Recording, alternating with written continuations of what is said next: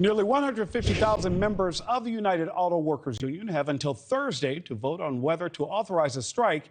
If they vote yes and a strike ends up happening, the impact could be enormous, not just to the auto industry, which is still struggling in the wake of the pandemic, but to the economy at large. Chief Washington correspondent Blake Burman is live at the White House. Blake, how involved is Mr. Biden in these contract talks?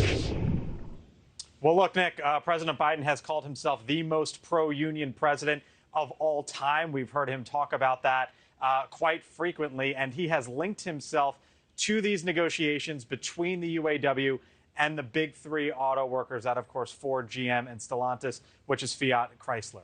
Here's a statement that the president put out just about a month or so ago, or earlier this month, I should say, in which he called on both sides to reach a fair agreement. He said that would include transitioning the major automakers to a clean energy future while helping workers through that transition. He said union workers should also have the right to organize, while the automakers should try to avoid plant closures in the future. Now, the White House was asked at the time why the president felt the need to weigh in a month before the potential September 14th strike deadline.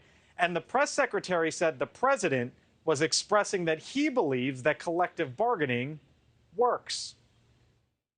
And we saw how that worked well, right, with the Teamsters and UPS. They were able to come to the table and come to a mutual beneficial agreement of both sides. We saw that with the West Coast ports. We've seen this many times before play out, and that's what the president wants to see.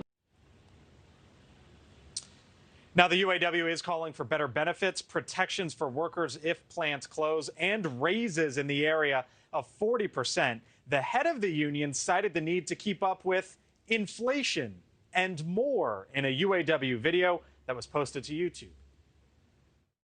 Our members are working 60, 70, even 80 hours a week just to make ends meet. That's not a living, that's barely surviving, and it needs to stop. Now, UAW members, Nick, are now voting on whether or not a strike could be authorized. There is one estimate out there, Nick, that is floating around that if a strike does indeed occur starting on September 14th, every 10 days, that could lead to a $5 billion economic loss. And that's real money affecting every American taxpayer.